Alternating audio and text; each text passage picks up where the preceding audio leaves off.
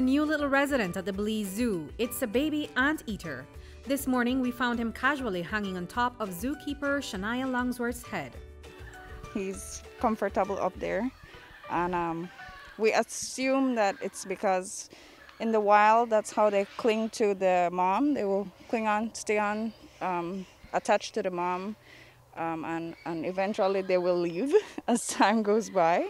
This little one was discovered abandoned on a farm in Duck Run Village. Zookeepers estimate that he may have only been about 4 days old when residents found him back in September. He's very easy with people, and that's because people are all he knows. He was found in Duck Run in the Spanish Lookout area. They found him alone by himself, no mom in sight. And what they did was they kind of left him there for a little while to see if the mom would come back, which is usually the case.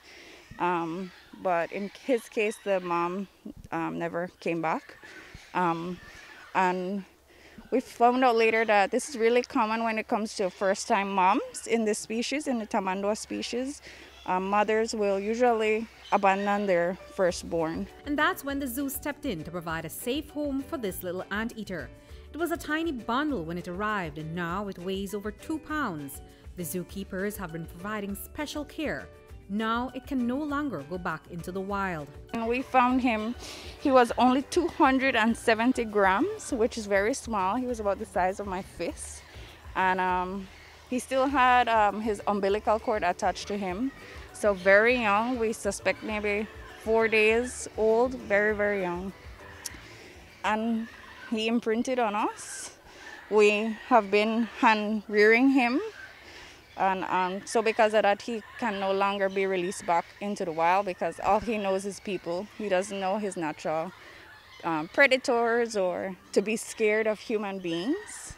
And this baby anteater has filled a void at the zoo. It has been 10 years since the zoo last had a resident anteater. As the only anteater at the zoo, it will take on an important role for its species. So he's going to be our anteater ambassador. He's going to be our mascot, and he's going to teach people the important role he plays in the ecosystem. Tamanduas are usually, victimized. We see stories of people running them over or stoning them to death. They're not very understood animals, but as you can see here, he's very nice, very friendly. And to give this baby anteater a chance at a long and productive life at the zoo, they've already identified an area to build an exhibit. But now they need the public's help to support their newest resident with its diet and a new home. It could be in the form of financially, it could be in the form of money, it can be in the form of material, things like fencing, anything that can help. His diet right now is mostly kitten milk replacer, and right now one of the issues we're having is it's very hard to find and it's very expensive.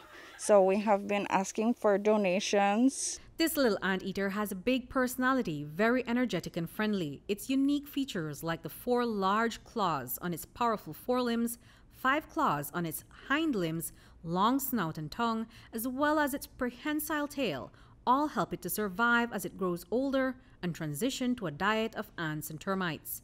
Zookeepers suspect that this baby anteater is a male, but that will be confirmed as it grows older. And so for now, it's also without a name, and the zoo wants you to help identify a fitting name for its newest ambassador. Reporting for News 5, I'm Andrea Polanco.